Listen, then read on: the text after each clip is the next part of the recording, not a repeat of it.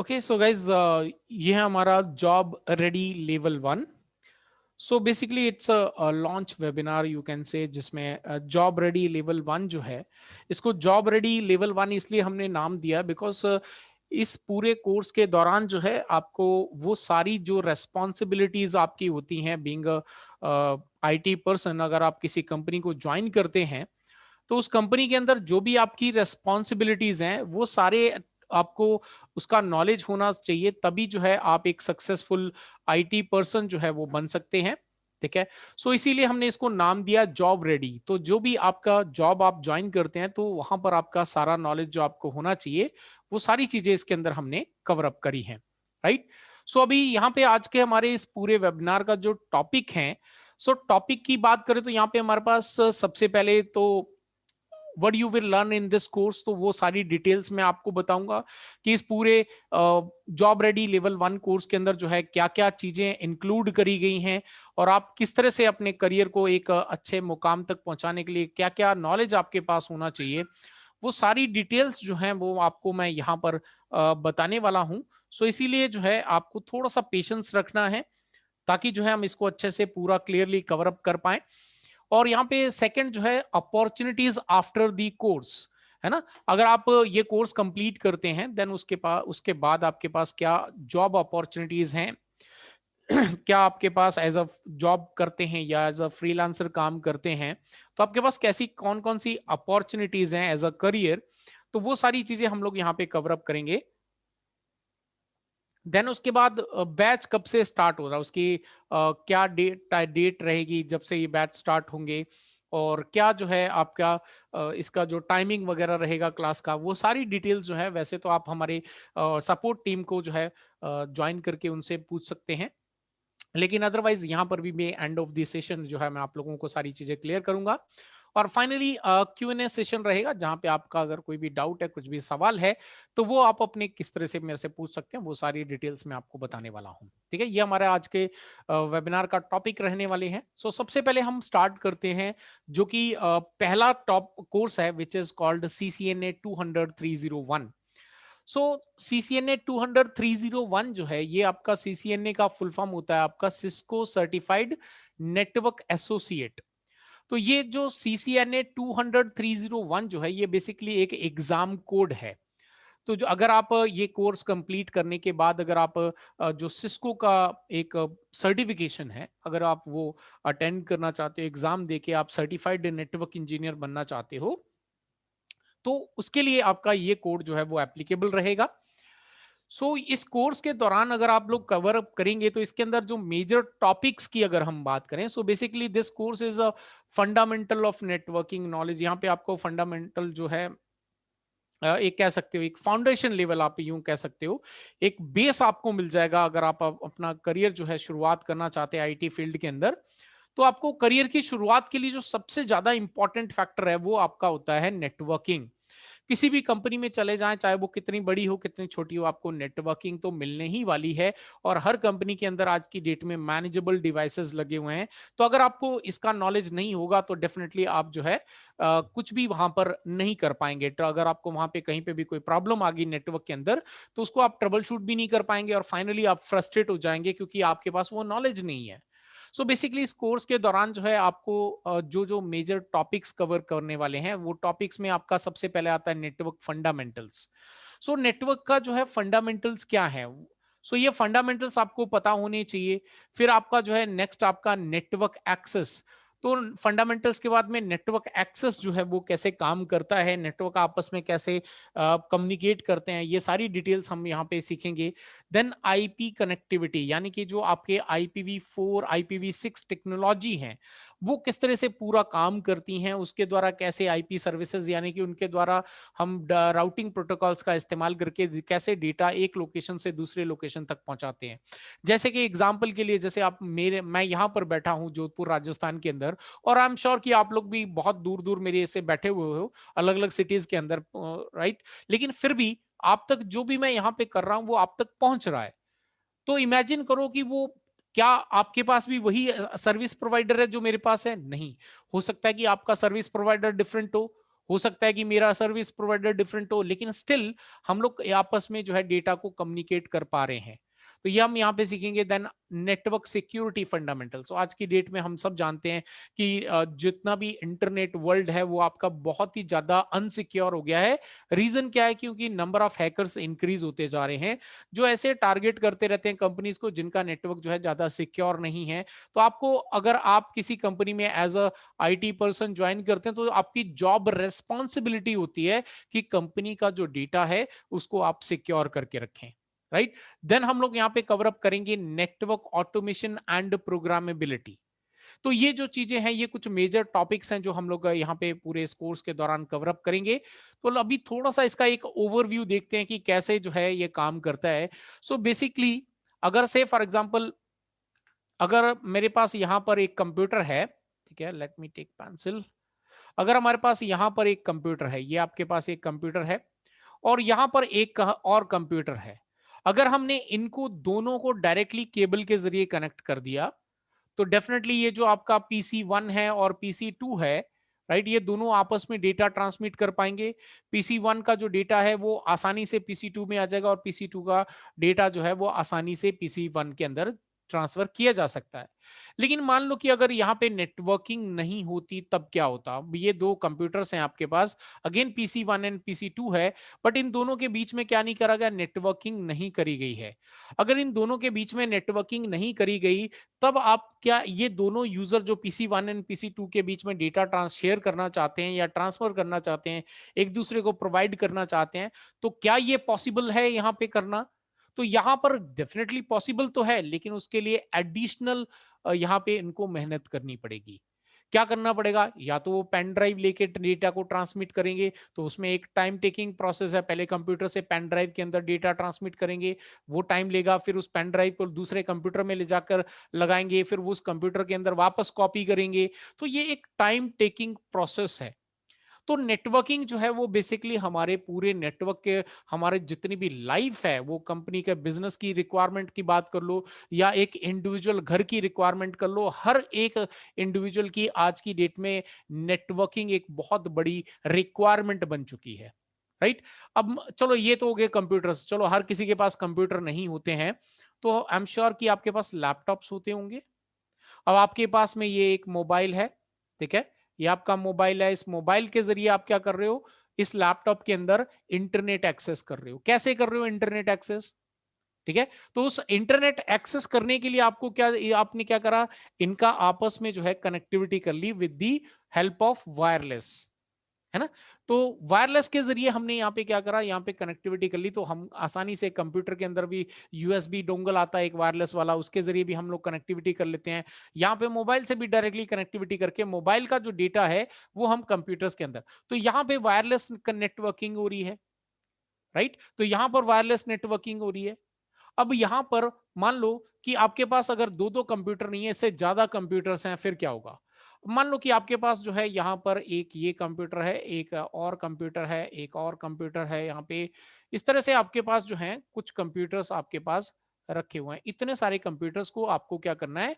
आपस में कम्युनिकेट करवाना है। अगर इतने सारे कंप्यूटर्स को आपस में कम्युनिकेट करवाना है, तब आप क्या डायरेक्टली एक एक कंप्यूटर को कनेक्टिविटी कर सकते हो क्या? नहीं, यहां पर पॉसिबिलिटी नहीं है। तो यहां पर क्या पॉसिबिलिटी है? यहां पर यह पॉसिबिलिटी है कि हम फिर क्या करें? नेटवर्किंग, एडवांस नेटवर्किंग की बात करते हैं यहां पे। तो यहां पर हमें एडवांस नेटवर्किंग का हेल्प लेनी पड़ेगी, which is called switch, right. ये हमारा क्या है? ये हमारा नेटवर्क स्विच है। अब नेटवर्क के जो स्विच है ना, वो आपके कई अलग अलग तरीके के हो सकते हैं, अलग अलग कंपनी के हो सकते हैं, ठीक है। आपके सिस्को भी जो है, जिसका सिलेबस है ये सीसीएनए का, तो वो सिस्को कंपनी का भी जो सिलेबस है वो भी खुद मैन्युफैक्चर करती है। फिर आपके जूनिपर हो गया, ठीक है, फिर आपका एचपी हो गया, फिर आपका डी लिंक हो गया। ऐसे कई कंपनीज हैं पूरे वर्ल्ड के अंदर जो इस तरह के नेटवर्किंग स्विचेस को बनाती है। तो आप क्या करोगे? इन सभी कंप्यूटर्स को इस तरह से इसके साथ में कनेक्टिविटी कर दोगे, तो ये क्या होगा? अब ये सारे कंप्यूटर जब इस स्विच के साथ में कनेक्ट हो चुके हैं, तो अब ये सारे के सारे कंप्यूटर आपस में कम्युनिकेट कर सकते हैं, क्योंकि इनके बीच में एक हमने क्या कर दिया? नेटवर्किंग डिवाइस लगा दिया। अब मान लो यहां पर ये एक कंपनी है, ठीक है, जिसके ये कंप्यूटर्स हैं, ये आपकी एक कंपनी है, यहां से 2 किलोमीटर दूर, ठीक है, या 2 किलोमीटर नहीं, मैं यहां पे बढ़ा के इसको कर देता हूं, 2000 किलोमीटर दूर एक और कंपनी है यहां पर। ठीक है, इस कंपनी के अंदर भी बहुत सारे कंप्यूटर्स इस तरह से लगे हुए हैं। ठीक है, यहां पर भी इस कंपनी के पास भी कंप्यूटर्स अवेलेबल है। तो इसने भी अपने कंप्यूटर्स को एक स्विच के साथ में कनेक्ट कर लिया। ये इनका नेटवर्किंग स्विच है, इसके साथ में कनेक्टिविटी कर ली। तो क्या ये एबीसी कंपनी, मान लेते हैं ये जो कंपनी है वो एबीसी है, और ये कंपनी जो है वो है आपकी एक्स वाई जेड। तो क्या ये दोनों कंपनीज आपस में डायरेक्टली कम्युनिकेट करवा सकती हैं डेटा? क्या नहीं। तो यहां पर इनको किसकी रिक्वायरमेंट लेनी पड़ेगी? यहां पर इन दोनों को, अगर आपस में इन दोनों कंपनीज को डेटा शेयर करना है आपस में, तो यहां पर इनको एक और कनेक्टिविटी की रिक्वायरमेंट होगी, जिसको हम लोग कहते हैं आईएसपी, इंटरनेट सर्विस प्रोवाइडर। तो इंटरनेट सर्विस प्रोवाइडर क्या करता है यहाँ पे, जब ये कंपनी जो है ये स्विच के साथ में एक राउटर लगाएगी, यहाँ पे राउटर से फिर ये आईएसपी के राउटर होगा, यहां से पूरा इंटरनेट कनेक्टेड होगा, इसके बीच में मल्टीपल आईएसपी होंगे, फिर यहां से एक राउटर होगा, यहां से ये राउटर लगाया और ये राउटर से ऐसे कनेक्टिविटी हो गई। तो इस तरह से जो है यहां पर क्या होगा, मल्टीपल राउटर्स के थ्रू, मल्टीपल सर्विस प्रोवाइडर्स के नेटवर्क के थ्रू होता हुआ डेटा जो है वो एक कंपनी से दूसरी कंपनी तक जो है बहुत आसानी से पहुंच जाता है, भले ही वो डिस्टेंस जो है वो कितना भी दूर हो। अब ऐसा तो है नहीं कि भैया सिर्फ 2000 किलोमीटर तक ही हम ही डेटा लेके जा सकते हैं, हम पूरे वर्ल्ड के अंदर कहीं पर भी डेटा को ट्रांसमिट कर सकते हैं। राइट, तो ऐसे में जो है हमारे पास यहाँ पर ये, इन सभी जितने भी ये पूरी कनेक्टिविटी हो रही है, इन सब के लिए आपस में जब डेटा एक दूसरे एक लोकेशन से दूसरी लोकेशन पे जब डेटा ट्रांसमिट होता है, तो ऐसे में आपके पास कई सारे राउटिंग प्रोटोकॉल इस्तेमाल होते हैं, है ना। जैसे कि आपका रिप होता है, राइट, आपका EIGRP प्रोटोकॉल होता है, फिर आपका यहाँ पे स्टैटिक राउटिंग प्रोटोकॉल इस्तेमाल किया जा सकता है, आपका OSPF प्रोटोकॉल होता है, फिर आपका BGP प्रोटोकॉल होता है। ठीक है, फिर आपके कुछ लोकल एरिया नेटवर्क के हिसाब से आपके पास HSRP प्रोटोकॉल होते हैं। ठीक है, तो ऐसे कई सारे प्रोटोकॉल हैं, VPN हो गया, वर्चुअल प्राइवेट नेटवर्क हो गया, है ना। तो ऐसे VPN आपका VLAN हो गया जो आपके लोकल एरिया नेटवर्क में काम करता है, ईदर चैनल हो गया। तो ऐसे कई सारे प्रोटोकॉल्स जो हैं वो हम लोग इस पूरे CCNA कोर्स के अंदर कवर अप करते हैं। जब आपको ये CCNA का नॉलेज हो जाएगा तो डेफिनेटली आप किसी भी कंपनी के अंदर जाएंगे, फिर उसका कितना भी छोटा नेटवर्क हो, कितना भी बड़ा नेटवर्क हो, बहुत आसानी से आप उसको ट्रबल शूट भी कर पाएंगे, और आपस में एक लोकेशन से दूसरी लोकेशन तक डेटा को अगर ट्रांसमिट कैसे करा जाता है, तो ये अगर आपको करवाना है तो वो भी आप आसानी से यहां पर कवर अप कर पाएंगे। तो ये आपका पहला इस पूरे जॉब रेडी लेवल 1 के अंदर जो है, ये एक सबसे इंपॉर्टेंट रिक्वायरमेंट होती है। चाहे आईटी के अंदर आपको किसी भी फील्ड में जाना हो, किसी भी डोमेन के अंदर काम करना हो, ये CCNA का नॉलेज होना आपके पास बहुत ही इंपॉर्टेंट है। सेकंड जो कोर्स हमने इसके अंदर कवर अप किया है, विच इज कॉल्ड MCSA। ठीक है, सो MCSA जो है ये आपका माइक्रोसॉफ्ट का जो प्रोडक्ट है, क्योंकि ये उसके द्वारा सिलेबस डिजाइन किया गया, तो इसका जो फुल फॉर्म है that is Microsoft certified solutions associate. Again ये आपको एक ऐसा फाउंडेशन लेवल जो है नॉलेज प्रोवाइड करता है, जिसको हम लोग कहते हैं यहाँ पे एंट्री लेवल जॉब्स। यानी कि अगर आप किसी कंपनी में ज्वाइन करते हो, उस कंपनी के अंदर जाने के बाद आई एम श्योर कि आपको ऑन प्राइम, यानी उस कंपनी के पास में खुद के बहुत सारे कंप्यूटर्स होंगे, बहुत सारे सर्वर्स होंगे, राइट। तो उनको आपको हैंडल करना आना चाहिए।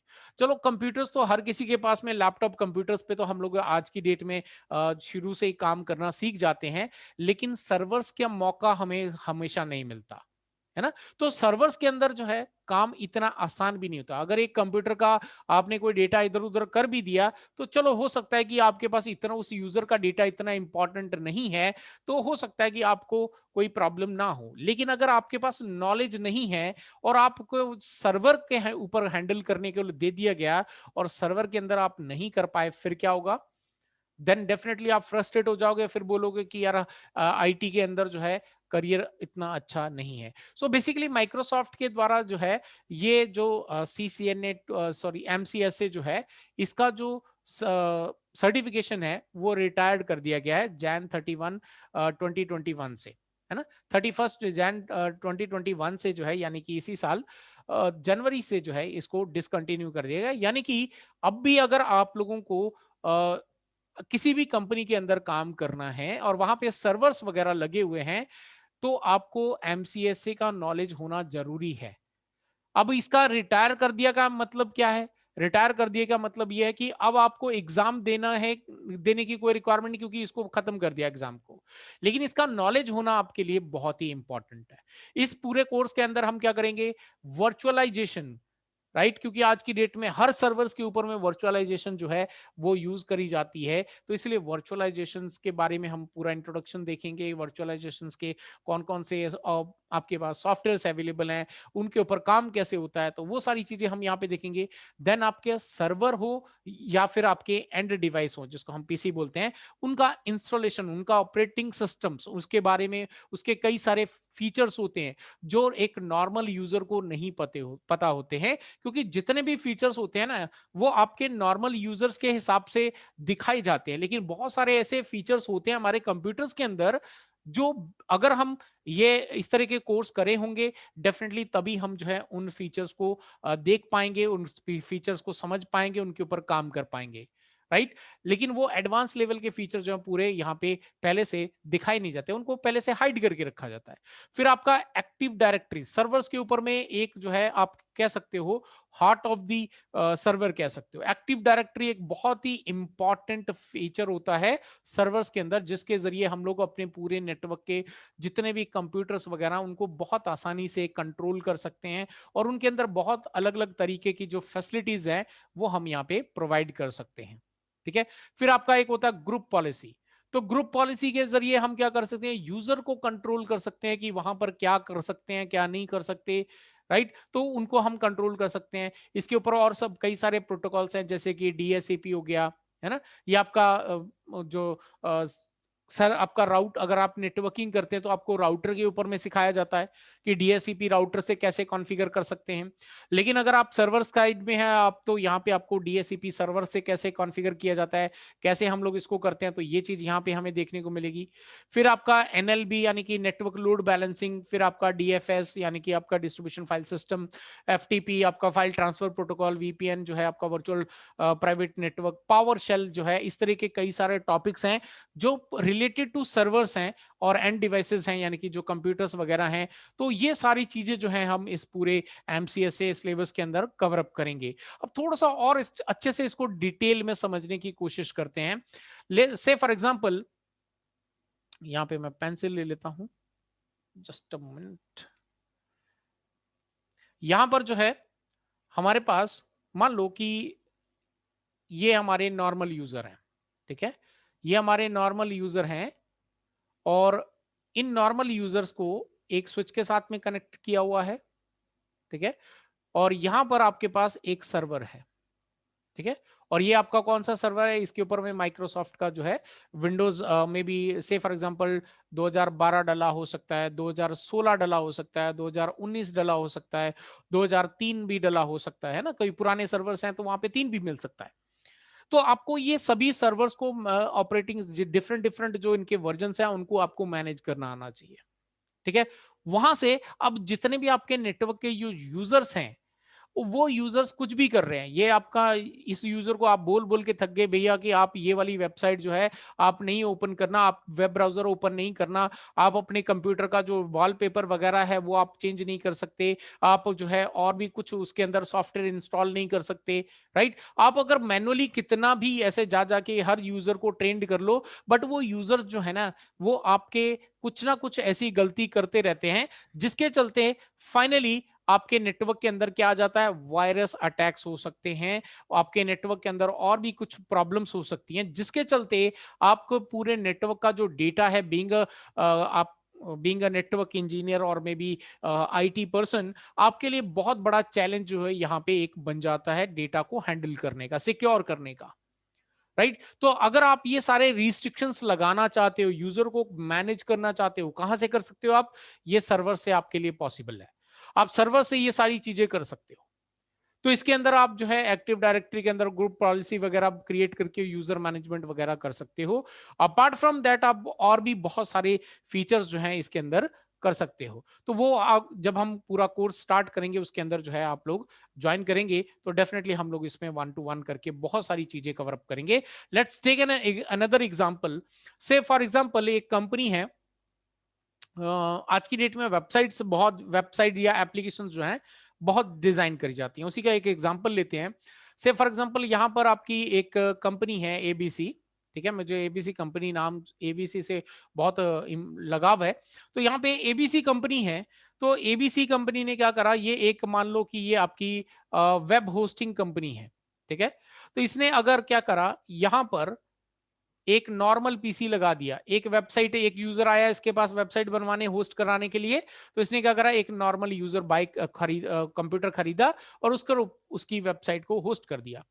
फिर एक और वेबसाइट का ऑर्डर मिला, इसने वापस से एक और कंप्यूटर खरीदा, उसके ऊपर वापस एक दूसरे यूजर की वेबसाइट को होस्ट कर दिया। इसी तरह से यहां पर जैसे जैसे उसके पास ऑर्डर बढ़ते चले गए, वैसे वैसे इसने क्या करा, यहां पर अपने नंबर ऑफ कंप्यूटर्स इंक्रीज करता चला गया। लेकिन ये जो है आपका क्या फिजिबल है क्या? ये फिजिबल है क्या? नहीं। कैसे फिजिबल नहीं है? अब यहां पर जितने नंबर ऑफ कंप्यूटर्स इंक्रीज होते जाएंगे, उतनी यहां पे इसका मेंटेनेंस कॉस्ट बढ़ जाएगी, उतनी इसकी इलेक्ट्रिसिटी कंजम्पशन बढ़ जाएगा। अब इतने कंप्यूटर्स को मैनेज करने के लिए इसको पर्सन्स रखने पड़ेंगे, उतने नंबर ऑफ यूजर जो आपके नेटवर्क एडमिन हैं, राइट, वो आपका आईटी पर्सन्स यहां पे हायर करने पड़ेंगे, राइट। उसके बाद भी अगर किसी यूजर का बहुत ज्यादा ट्रैफिक आ गया तो नॉर्मल यूज जो कंप्यूटर्स हैं इतना ज्यादा ट्रैफिक हैंडल नहीं कर पाएंगे। सो इसके लिए क्या किया जा सकता है? तो इसके लिए एक और ऑप्शन है कि हम क्या करें, एक सर्वर ले लें। ये हमने सर्वर ले लिया। ठीक है, इस सर्वर के ऊपर में हमने क्या कर दिया, यहां पर से फॉर एग्जांपल हमने इसके ऊपर में एक एफटीपी सर्विस एक्टिवेट कर दी। इसके ऊपर में हमने जो है वेब होस्टिंग चालू कर दी। इसके ऊपर में हमने कुछ say for example X Y Z कोई एक और एप्लीकेशन डाल दी। फिर उसके ऊपर में हमने एक और डीएससीपी प्रोटोकॉल कॉन्फ़िगर कर दिया। ऐसे मल्टीपल सर्विसेज हमने, क्योंकि हमारे पास क्या है, ये सर्वर है। ये आपका सर्वर जो है वो आपके नॉर्मल कंप्यूटर से बहुत ज्यादा स्ट्रांग होता है। तो बहुत ज्यादा स्ट्रांग होने की वजह से इसके ऊपर हम मल्टीपल सर्विसेज चला सकते हैं। लेकिन अगर हमने इस तरह से पूरी मल्टीपल सर्विसेज डायरेक्टली इंस्टॉल कर दी तो क्या होगा, किसी भी एक के ऊपर में अगर सपोज को लो कोई ऐसा यूजर है जिसकी वेबसाइट के ऊपर में ऑल ऑफ अ सडन बहुत ज्यादा ट्रैफिक आ गया, तो क्या होगा, आपका एफटीपी भी इफेक्ट कर जाएगा, आपकी एक्स वाई जेड जो भी एप्लीकेशन है वो भी इफेक्ट कर जाएगी, डीएससीपी सर्विस भी इफेक्ट होगी, बट ऑब्वियस है आपका वेब होस्टिंग वाली जो सर्विस है वो भी इफेक्ट होगी। क्योंकि यहां पर जो है कोई भी हम ऐसा मैनेजमेंट नहीं कर पा रहे हैं, इन सभी एप्लीकेशंस के बीच में कोई भी कम्युनिकेशन ऐसा इस्टेब्लिश नहीं करवा पा रहे हैं कि अगर एक वेबसाइट एक किसी पर्टिकुलर सर्विस के पास में जो है आपके पास लोड आ जाए तो बाकी सर्विसेज के ऊपर में इफेक्ट नहीं आना चाहिए। यहां पर ये पॉसिबल नहीं है। लेकिन हमारे पास ये पॉसिबिलिटी कब हो जाती है, सपोज कर लो कि ये आपके पास एक सर्वर है, आपने एक हाई एंड सर्वर ले लिया। ठीक है, ये आपने एक सर्वर ले लिया, इस सर्वर के ऊपर में आपने क्या करा, वर्चुअल सॉफ्टवेयर इंस्टॉल कर दिया, जिसको हम लोग कहते हैं वीएमवेयर। ठीक है, वीएमवेयर हमने इसके ऊपर इंस्टॉल कर दिया। अब हम क्या कर सकते हैं, यहां पर मल्टीपल एप्लीकेशंस रन कर सकते हैं अलग अलग ऑपरेटिंग सिस्टम डाल के। एक के अंदर हमने क्या कर दिया, एफटीपी कॉन्फ़िगर कर दिया, एक के अंदर हमने वेब होस्टिंग कर दिया, एक के अंदर हमने से फॉर एग्जांपल डीएससीपी को कॉन्फ़िगर कर दिया, एक के अंदर हमने एक्स वाई जेड जो है वो कॉन्फ़िगर कर दिया। अब ऐसा कॉन्फ़िगर करने से क्या होगा, अगर मान लो अब आपके पास में वेब होस्टिंग के ऊपर में कुछ लोड आया, तो अब आपकी जो बाकी अदर सर्विसेज हैं उनके अंदर कोई भी इश्यूज या कोई भी प्रॉब्लम नहीं आने वाली। क्यों नहीं आने वाली, रीजन क्या है, क्योंकि यहां पे हमने क्या करा, एक ऐसी ऐप वर्चुअल एक ऐसा प्लेटफॉर्म का इस्तेमाल किया है, ये जो आपस में कम्युनिकेट कर सकते हैं, नो डाउट अगर आपस में कम्युनिकेट करना चाहते हैं ये आपस में कम्युनिकेट कर सकते हैं। लेकिन एक वेबसाइट एक पर्टिकुलर सर्विस के ऊपर में कोई लोड ज्यादा आ गया तो बाकी सर्विसेज आपकी उससे इफेक्ट हो, ये यहां पर पॉसिबिलिटी आपके पास नहीं है। सो बेसिकली यहां पर ये आपका क्या कर रहे हैं, हम लोग वर्चुअली अलग अलग सर्वर्स क्रिएट कर रहे हैं। तो ये हमारा सर्वर 1 हो गया, ये सर्वर 2, ये सर्वर 3, ये सर्वर 4। लेकिन इसकी जगह पे अगर ऐसी डायरेक्टली एक ही सर्वर के ऊपर में इस तरह के एप्लीकेशन इंस्टॉल करने से क्या होता, हमें अगर ऐसे ऐसी सर्विस के ऊपर में लोड लेना, हमें अलग अलग सर्वर्स जो है रखने पड़ जाएंगे। तो बेसिकली ये जो वर्चुअलाइजेशन है, इसके लिए हम 3 तरह के एप्लीकेशन का इस्तेमाल, वर्चुअल सॉफ्टवेयर्स का हम लोग इस पूरे कोर्स के अंदर जो है इस्तेमाल करेंगे। तो क्योंकि ये एक माइक्रोसॉफ्ट का प्रोडक्ट है, तो यहाँ पर हम लोग हाइपर वी का भी इस्तेमाल कर सकते हैं, ठीक है। और यहाँ पे हम ड्रॉप बॉक्स का भी, ड्रॉप बॉक्स बोल रहा हूँ, इसका वीएमवेयर का भी इस्तेमाल कर सकते हैं, ठीक है। और हम यहाँ पे जो है वर्चुअल बॉक्स का भी इस्तेमाल कर सकते हैं। ये 3, वीएमवेयर, वर्चुअल बॉक्स और आपका ये हाइपर वी, ये तीनों का हम इस्तेमाल कर सकते हैं। और अगर आपके इन तीनों वर्चुअल के अंदर कुछ भी आप करना चाहते हो, अपने अकॉर्डिंग सेट करना चाहते हो, मल्टीपल एप्लीकेशन रन करना चाहते हो, तो वो सारी चीजें हम यहाँ पर कर पाएंगे। तो बेसिकली लैब के लिए हम ये तीनों एप्लीकेशंस का, तीनों वर्चुअल ऑपरेटिंग सिस्टम्स का जो है हम यहाँ पे इस्तेमाल करेंगे, प्लेटफॉर्म्स का, ताकि हम जो है एमसीएसए को पूरा कंप्लीट कर पाए। अब तीसरा जो है यहाँ पर हमने कोर्स इंक्लूड किया है, which is network infrastructure. So basically network infrastructure है क्या? तो यहां पर हम क्या करते हैं, नेटवर्क इंफ्रास्ट्रक्चर के अंदर हम कुछ और फिजिकल जो आपका इंफ्रा है, जो आपके आपस में सर्वर और कंप्यूटर्स के बीच में जो आपके स्विचेस लगे हुए हैं या राउटर्स लगे हुए हैं, तो वहां पर उनके अंदर अगर कोई प्रॉब्लम आ जाती है, तो वहां पर कैसे आप आइडेंटिफाई कर पाएंगे? या फिर आपको कोई नया नेटवर्क डिजाइन करने दे दिया जाए कि आप एक कंसल्टेंट के रूप में काम करें, या फिर आप जो है एक एज अ नेटवर्क इंजीनियर काम करना चाहते हैं, तो वहां पर आपको फिजिकल इंफ्रा के बारे में भी नॉलेज होना चाहिए। लेयर 2 आपका आर्किटेक्चर क्या है, लेयर 3 आर्किटेक्चर क्या है, कैसे हम यहाँ पे कौन सी लोकेशन के ऊपर, किस कंपनी के अंदर या किस साइट के ऊपर हम लेयर 2 आर्किटेक्चर का इस्तेमाल करेंगे, किस लेयर पे, किस इंडस्ट्री के अंदर हम लेयर 3 आर्किटेक्चर का इस्तेमाल करेंगे। आपके पास पूरा इक्विपमेंट्स का नॉलेज होना चाहिए। सीसीएनए के अंदर आपको ओवरऑल सिखाया जाता है, इन डेप्थ नहीं सिखाया जाता इक्विपमेंट्स के, हार्डवेयर के बारे में। वहां पे आपको राउटर है, तो राउटर के अंदर क्या क्या कॉन्फ़िगरेशन किए जा सकते हैं, वो सब सिखाया जाएगा। ये आपका स्विच है, स्विच के अंदर क्या क्या कॉन्फ़िगरेशन करने हैं, वो सब सिखाया जाएगा।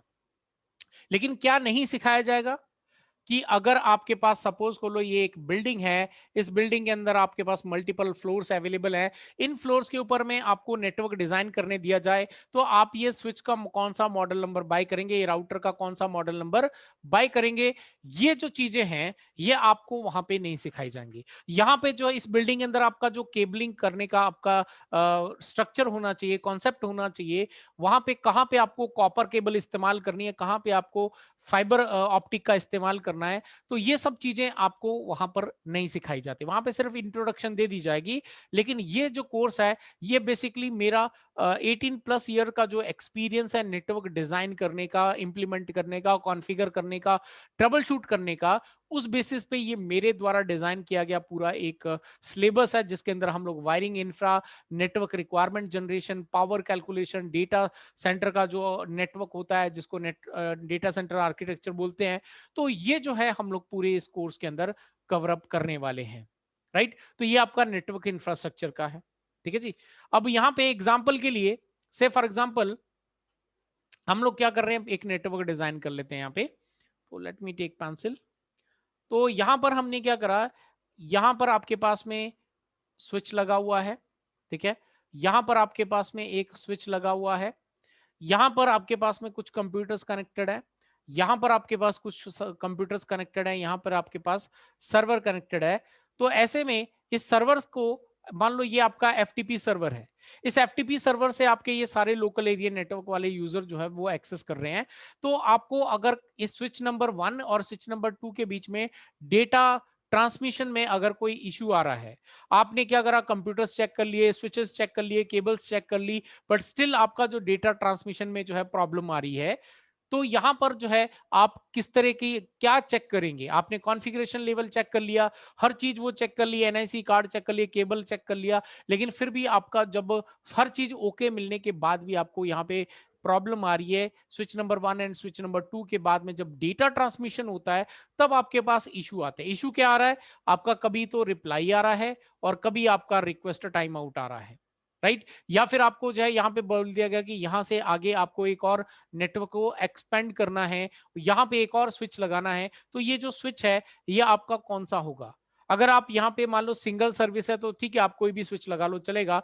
लेकिन अगर आपके पास मल्टीपल सर्विस हैं, जैसे कि आपके पास में यहाँ पे आईपी फोन इस्तेमाल कर रहे हो, ठीक है, आपके पास सीसीटीवी कैमरा काम लगाना है, आपको इसके अंदर आईपी सीसीटीवी कैमरा इंस्टॉल करना है उसी के अंदर आपको जो है यहाँ पे डेटा पोर्ट्स क्रिएट करने हैं, उसी के अंदर आपको जो है यहाँ पे वायरलेस नेटवर्क जो है कॉन्फ़िगर करना है। तो आपको ऐसे मल्टीपल सर्विसेज के लिए जब आप इस्तेमाल करते हैं, तो ये स्विच का मॉडल नंबर क्या होगा? मान लो आपने ये मॉडल नंबर जो सेलेक्ट करा, वो आपका गलत आ गया, और एक-एक स्विच की जो कॉस्टिंग होती है, वो आपकी मिनिमम 13,000 से स्टार्ट होती है। अगर मान लो वो 13,000 से आपने एक स्विच बाय करके यहाँ पे लगा दिया और बाद में वो काम नहीं कर रहा है, कुछ इश्यूज आ रहे हैं, तो ये जो 13,000 रुपया है, इसकी रेस्पॉन्सिबिलिटी कौन लेगा? कंपनी लेगी या आपको लेनी पड़ेगी? बट ऑब्वियस है आपको लेनी पड़ेगी। कंपनी तो हाथ खड़े कर देगी कि भैया नेटवर्क इंजीनियर तो आप हो, आपको हमने हायर करके रखा है, तो आपने ये मॉडल नंबर डिसाइड किया, तो आपको पहले देखना चाहिए था कि ये जो स्विच है वो आपके नेटवर्क के लिए सही है या नहीं है, राइट? तो ये सारा जो नॉलेज है आपके पास में, यहाँ पे फायरवॉल लगना चाहिए, तो फायरवॉल का क्या मॉडल नंबर होना चाहिए? एनवीआर है तो एनवीआर का आपको मॉडल नंबर कैसे डिसाइड करना? तो ये सारी डिटेल्स जो हैं वो इस नेटवर्क इंफ्रा के अंदर हम लोग कवर अप करेंगे। तो ये 3 कोर्सेज को मिला के एक कॉम्बो रेडी किया गया है, जिसके लिए हमने इसको नाम दिया है जॉब रेडी लेवल 1। तो ये एक लेवल 1 है, जहां पे आपको कंप्लीट फाउंडेशन लेवल मिल जाएगा। इसके बाद अगर आप किसी भी कंपनी के अंदर जाके काम करते हैं, तो डेफिनेटली आपको कहीं पे कोई इशू या कोई प्रॉब्लम फेस नहीं होगी। ठीक है जी। अब यहाँ पे अगर आप लोग आईटी इंडस्ट्री के अंदर करियर बनाना चाहते हैं, तो आपको ये भी पता होना चाहिए कि आपकी आईटी इंडस्ट्री का जो साइज है वो क्या है। तो यू कैन सी यहाँ पे जो है आपका ये एक ग्राफ लिया हुआ एक ऐसी वेबसाइट से, जो कि वर्ल्ड के अंदर जो है हर कंट्री का कैटेगरी वाइज यानी कि इंडस्ट्री वाइज जो है पूरा मेंटेन रखती है रिकॉर्ड। तो यू कैन सी यहाँ पर आपके पास आईटी के अंदर, आईटी सर्विसेज के अंदर कितना ज्यादा इन्वेस्टमेंट होता है। ये सिर्फ इंडिया का है, ठीक है, इंडिया का ये पूरा ग्राफ है। तो सबसे ज्यादा आपका आईटी सर्विसेज के अंदर आपका इस्तेमाल किया जाता है बजट कंपनीज के द्वारा, राइट? सॉफ्टवेयर, ई कॉमर्स, आपका रिपेयर एंड मेंटेनेंस, या फिर आपका जो है डेटा सेंटर्स वगैरह, उनमें कम होता है। बट यहां पर आपका आईटी सर्विसेज के अंदर सबसे ज्यादा जो है इन्वेस्टमेंट किया जाता है, ठीक है। तो यहाँ पे you can see 99 billion US dollars के अंदर जो है ये इसका कैलकुलेशन है। तो इतनी बड़ी ह्यूज इन्वेस्टमेंट जो है वो सिर्फ इंडिया के अंदर ही करी जाती है, ठीक है ना। तो आप वर्ल्ड लेवल पे यू कैन इमेजिन कि कितना ज्यादा इन्वेस्टमेंट किया जाता होगा आईटी फील्ड के अंदर। अब इसके बाद जो है ये हमने सीख लिया। अब आप, अब तक जो है बहुत लोग ऐसा सवाल करते हो, अब मन में आ रहा होगा कि यार ये सारी चीजें तो बहुत सारी यूट्यूब वगैरह पे भी अवेलेबल, हम वहां से सीख सकते हैं, राइट? आई एम श्योर कि वहां से सीखा जा सकता है, क्योंकि जिन्होंने, जो भी लोग वीडियो बना बना के चढ़ाते हैं, उनके पास अच्छा खासा नॉलेज है। वो अपने नॉलेज को लोग बाकी पूरे वर्ल्ड के साथ में स्प्रेड करके नॉलेज स्प्रेड कर रहे हैं, तो डेफिनेटली वहां पे कोई दिक्कत नहीं है। अगर आप लोग यूट्यूब से लर्न कर रहे हो, तो हम यूट्यूब से कौन से वीडियो को देखते हैं? सपोज कर लो कि मेरे सामने 10 वीडियो आ गए, राइट? ये 4 वीडियो आ गए, मान लो ये 4 थंबनेल आ गए, तो मैं इन 4 थंबनेल में से कौन सा थंबनेल मैं यहाँ पे क्लिक करूंगा देखने के लिए वीडियो? जो मेरा टॉपिक है, मुझे अच्छा लगता है। अब भले ही वो कितना इंपॉर्टेंट नॉलेज ये पहले वाले थंबनेल के अंदर हो, इस वीडियो के अंदर बताया गया हो, लेकिन मुझे ये वाला टॉपिक पसंद आ गया, तो मैं इसके अंदर देखूंगा, भले ही इसके अंदर नॉलेज इसके कंपैरेटिव में कम हो। तो जब भी हम यूट्यूब से सीखते हैं ना, हम 100% नहीं सीखते। ये मुझे बताने की जरूरत नहीं, आप लोग खुद समझ सकते हैं। आप खुद को पूछें ये सवाल कि वाकई हम लोग ऐसा ही करते हैं क्या? डेफिनेटली ऐसा ही करते हैं। अगर आपको, कुछ लोग बुक खरीदते हैं आज की डेट में ना, बुक खरीद के पढ़ने की इच्छा बहुत कम लोगों को होती है। ज्यादातर क्या है, पीडीएफ ले लेते हैं, है ना, पीडीएफ फॉर्मेट में उसको डाउनलोड कर लेते हैं। उसमें भी क्या होता है, एक बुक के अंदर 750 800 पेज हैं। तो क्या हम वो सारे 750 800 पेज पढ़ते हैं क्या? नहीं।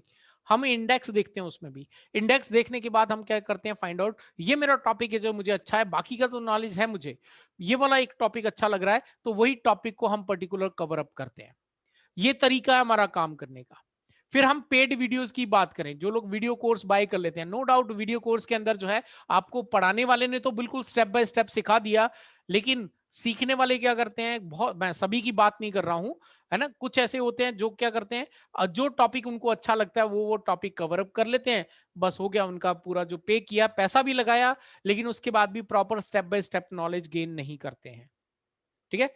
अब यहां पर आपको क्या रिक्वायरमेंट है, अगर आपके पास ऐसी रिक्वायरमेंट है कि आपको क्या चाहिए, एक ऐसा मेंटोर चाहिए, एक ऐसा सपोर्ट करने वाला चाहिए जो आपको proper step by step guide करे कि कैसे आपको बढ़ना है, क्योंकि हम लोग क्या करते हैं, यूट्यूब पे जाते हैं या कहीं पे भी जाते हैं, हमें कुछ इस तरह का दिखाई देता है, अपॉर्चुनिटी अपॉर्चुनिटी अपॉर्चुनिटी, हर डायरेक्शन के अंदर अपॉर्चुनिटी दिखाई देती है, और यही एक वजह है जिसकी वजह से हम लोग फेल होते जा रहे हैं, क्योंकि हर डायरेक्शन में हम अपॉर्चुनिटी देखते हैं, हर डायरेक्शन में अपॉर्चुनिटी नहीं होती, क्योंकि आपकी मंजिल एक ही हो सकती है, अलग अलग मंजिल होंगी, आप कभी नहीं पहुंच पाओगे, हर डायरेक्शन के अंदर अपॉर्चुनिटी दिखेगी, नहीं आप कभी भी आप सक्सेस हो पाओगे अपने करियर के अंदर, है ना।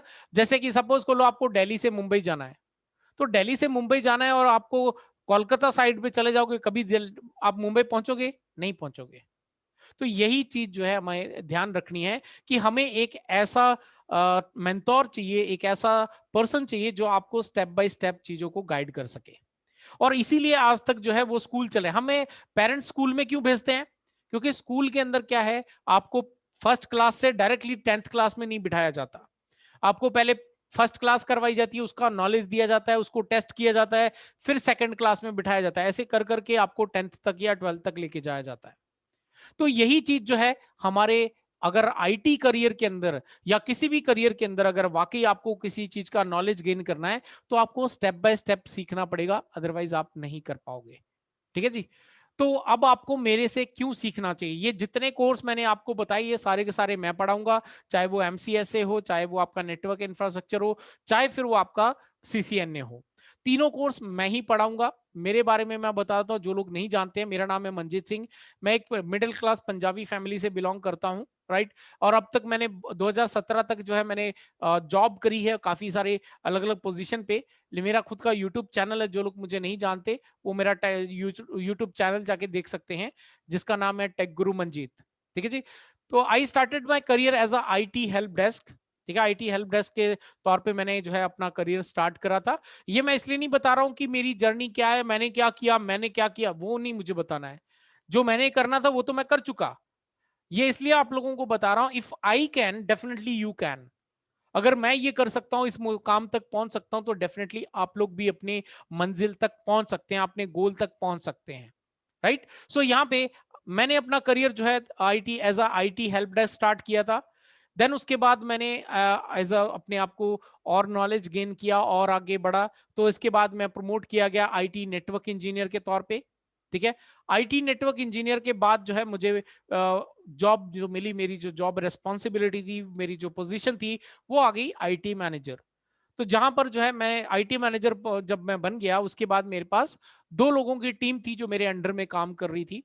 देन उसके बाद I got promoted for corporate IT manager, तो जिसमें जो है मैंने होटल इंडस्ट्री के साथ में काफी लंबा एक टाइम स्पैन जो है वो स्पेंड किया है। तो as a corporate IT manager मैंने काम किया, जिसमें बहुत सारे होटल्स जो है उस company, I am sure ITC company आप लोगों को पता होगी, राइट, उसके होटल इंडस्ट्री है, फॉर्चून होटल्स, वेलकम होटल्स के नाम से। तो वहां पे मैंने जो है as a corporate IT manager काम किया, और मेरे अंडर में काफी सारे जो उनकी जो प्रॉपर्टीज हैं, होटल्स हैं, वो आती थी, जिसके अंदर मेरे 47 नेटवर्क जो आईटी मैनेजर्स थे वो मुझे रिपोर्ट करते थे। उसके बाद आई गॉट मैंने फिर वहां से छोड़कर एक और कंपनी को ज्वाइन किया, जिसमें मैंने as a IT network project manager काम करना स्टार्ट किया। तो as a IT project manager, जहां पे जो नए प्रोजेक्ट डिजाइन किए जाते हैं, जो नई बिल्डिंग्स बनती है, नए होटल्स बनते हैं, नई इंडस्ट्री बनती है, तो वहां पर जो नेटवर्क डिजाइनिंग का काम होता है, वहां पे कौन सा स्विचेस लगेंगे, कितने लगेंगे, कितने कंप्यूटर्स होंगे, वहां पे कौन सा सर्वर लग सकता है, उसके अंदर कौन कौन सी एप्लीकेशन हो सकती हैं, तो ये सारी चीजें जो हैं यहाँ पे मैंने करना स्टार्ट करी। देन उसके बाद मुझे प्रमोट कर दिया गया as a network consultant. Right. तो एज अ नेटवर्क कंसल्टेंट बन के जो है मेरी जॉब रिस्पॉन्सिबिलिटी और भी बढ़ गई। मैंने कई सारी मल्टीनेशनल कंपनीज के साथ में काम किया, डोमेस्टिक कंपनीज के साथ में पूरे इंडिया के अंदर जो है काम किया। मैंने अब्रॉड में कोई काम नहीं किया, ठीक है, सिर्फ इंडिया के अंदर ही मैंने काम किया ये सारा। तो ये मैंने खुद किया, और यहां तक पहुंचने के लिए मैंने जितने चैलेंज आए रास्ते में, उन सभी चैलेंजेस को मैंने एक्सेप्ट करा, एक्सेप्ट करके आगे बढ़ा। तो यहाँ पर उसके बाद 2018 के अंदर जो है मैंने खुद की कंपनी स्टार्ट करी, which is Nirankari infotech, right. और आज जो है ये कंपनी आगे बढ़ती जा रही है आप लोगों के प्यार मोहब्बत सपोर्ट की वजह से, राइट। सो यहाँ पे ये जो मेरी जर्नी है वो आपको इसलिए बताई मैंने, सो दैट कि आपको ये पता चल सके अगर मैं कर सकता हूं तो डेफिनेटली आप भी कर सकते हैं। जब मैंने अपना करियर स्टार्ट किया था मुझे भी कोई नॉलेज नहीं था, लेकिन जब इंडस्ट्री के अंदर आया तब पता चला कि यार अगर आगे बढ़ना है, अपने मंजिल को पाना है, तो आपको नॉलेज भी होना चाहिए। तो जैसे जैसे टेक्नोलॉजी चेंज हुई वैसे वैसे मैंने अपना नॉलेज एनहेंस किया, और आज भी एनहेंस करते जा रहा हूं, ठीक है, सो दैट कि एक सही टेक्नोलॉजी जो है वो आगे आप लोगों तक पहुंचाई जा सके। तो ये मेरी जर्नी है पूरी, जो मैंने आप लोगों के सामने एक्सप्लेन कर दी। अब यहाँ पे कुछ देख सकते हैं, ये मेरे कुछ स्टूडेंट्स हैं जो जिनकी फीडबैक्स हैं, तो वो हमारी वेबसाइट पे भी जाके आप देख सकते हो। ये व्हाट्सएप के ऊपर में आपके काफी सारे स्टूडेंट जो काफी अच्छा करते रहते हैं। हमारे सोशल मीडिया के ऊपर में भरे पड़े हैं, हजारों कमेंट्स हैं, लाखों कमेंट्स ऐसे हैं जो आप मेरे यूट्यूब चैनल पे जाके भी देख सकते हो, राइट। जो कि काफी अच्छे से जो है मेरे जितने भी लोग यूट्यूब चैनल को देखते हैं उनके बहुत प्यारे प्यारे कमेंट्स आते हैं। तो वहां पे से भी ये कमेंट्स यहाँ पे अवेलेबल है। तो मेरा मिशन क्या है? सो बेसिकली मेरा मिशन जो है, मेरा जितना भी अगर अर्निंग की बात करो तो मेरी मेरी जो मेजर अर्निंग है, वो आज भी मेरी कंपनी क्या करती है, जो कंपनीज के नेटवर्क डिजाइन और उनको इम्प्लीमेंट और कॉन्फ़िगरेशन या ट्रबल शूटिंग वगैरह होती है, वो काम हम लोग करते हैं। मेरे पास काफी सारी टीम है जो मेरे साथ काम करती है, ठीक है। वो हमारा मेन अर्निंग सोर्स है। ये जो ऑनलाइन कोर्सेज हैं ये हमारा मेन अर्निंग सोर्स नहीं है। ये मेरा, मैंने क्यों स्टार्ट किया, मेरा मिशन क्या है, जो नॉलेज मुझे मिला, जो मैंने चैलेंजेस फेस किए, वो चैलेंज जो है आगे किसी को अगर अगर कोई मेरे साथ मेरे पास आके स्टडी करता है, तो उसको जो है वो चैलेंजेस को कैसे ओवरकम करना है, कैसे उससे वो बाहर निकल सकता है, कैसे मैं अपने रियल लाइफ के जो एक्सपीरियंस है, जो मैंने प्रॉब्लम्स फेस करी, उसको कैसे आइडेंटिफाई किया, कैसे उसको ट्रबल शूट किया, तो वो सारा एक्सपीरियंस जो है मैं यहाँ पे प्रोवाइड करता हूँ। और साथ ही साथ मैं बता दूं कि जो लोग मेरे साथ जुड़ जाते हैं, और आज से 2 साल पहले भी जो लोग मेरे पास जुड़े हैं, वो आज तक अगर मेरे पास कोई कॉल करते हैं कि कोई प्रॉब्लम आ गई है, तो डेफिनेटली हम कोशिश करते हैं कि उनको जो है प्रॉपर सपोर्ट जो है वो मिल जाए, राइट। अब मेरे सब काफी सारे आप में से मेरे स्टूडेंट भी ज्वाइन हो रखे होंगे, आई एम श्योर आप लोग कमेंट कर सकते हैं अगर मैं झूठ बोल रहा हूं तो। सो बेसिकली ये मेरा एक हैशटैग मैंने चालू किया है जो कि प्योरली मेरा है, राइट। आप गूगल पे भी सर्च करेंगे हैशटैग एम्पावरिंग आईटी लर्नर्स, सो ये मेरे कंपनी का हैशटैग है। तो आप इसको जाके गूगल पे भी सर्च करेंगे तो आपको मेरा ही कंटेंट देखने को मिलेगा। सो ये मेरा मिशन है, टू प्रोवाइड नॉलेज, और बहुत ही अफोर्डेबल प्राइस के अंदर जो है मैं ये पढ़ाई करवा रहा हूं, राइट। और यहाँ पे कोर्स की डिटेल की बात करें तो ये जो जॉब रेडी लेवल 1 है, ये 25 जून से जो है वो स्टार्ट हो रहा है, ठीक है। मंडे टू फ्राइडे क्लास चलेगी, और सीसीएनए का जो टाइमिंग रहेगा वो 9 से 10 बजे तक रहेगा, और जो एमसीएसए है वो 10 से 11 बजे तक रहेगा। जो नेटवर्क इंफ्रास्ट्रक्चर है, वो ये दोनों कोर्स कंप्लीट करने के बाद जो भी सेशन हो, जो भी टाइम होगा 9 से 10 या 10 से 11, वो आपको यहाँ पे दिया जाएगा। तो ये पूरा इसका जो ड्यूरेशन की बात करें, सीसीएनए कवर अप करने में हमें करीब 3 महीने लग जाते हैं, एमसीएसए के अंदर हमें जो है 2 से ढाई महीने लगेंगे, और इंफ्रा के अंदर हमें 25 डेज लगेंगे। इतना लंबा ड्यूरेशन जो है वो आपको कवर अप करना है, ठीक है जी। तो ये कोर्स जो भी लोग करना चाहते हैं, तो इसके साथ में अदर बेनिफिट्स क्या हैं, आपको स्टडी मटेरियल, ई बुक्स, और जो आपके लाइव क्लासेस होंगी उसकी पूरी रिकॉर्डिंग रहेगी।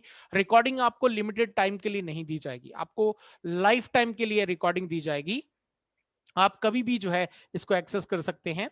इसके बाद आपको करियर में कोई गाइडेंस चाहिए है, राइट, आपको जॉब की प्लेसमेंट्स वगैरह या ऐसी कोई सपोर्ट चाहिए है, तो वो भी हमारे पास अवेलेबल है। आपको एग्जाम के लिए प्रैक्टिस वगैरह करवानी करनी है तो आप वो भी कर सकते हैं, राइट। और उसके बाद आपको कोर्स का कंप्लीशन का, तीनों कोर्सेज का कंप्लीशन का आपको सर्टिफिकेट जो है वो आपको दिया जाएगा। तो ये पूरी कोर्स के रिलेटेड डिटेल्स हैं। और अगर आप में से कोई भी ये कोर्सेज करना चाहता है तो उसके बाद आपको जो है कोर्स कंप्लीशन का सर्टिफिकेट कुछ ऐसा मिलेगा। इसके अंदर कुछ चीजें हमने अभी हाइड करके रखी हैं सो दैट कि कोई भी कॉपी ना करे, ठीक है। तो इस तरह का सर्टिफिकेट आपको इशू किया जाएगा। तो जो लोग भी इनको इस पूरे जॉब रेडी के अंदर जो है ज्वाइन करना चाहते हैं, एडमिशन लेना चाहते हैं, तो आप ये कॉल कर सकते हो या फिर ये जो व्हाट्सअप नंबर है इसके ऊपर भी जो है आप व्हाट्सअप कर सकते हो। हाँ, तो ये आपका पूरा प्रोसेस है जो आप मुझे कांटेक्ट कर सकते हो।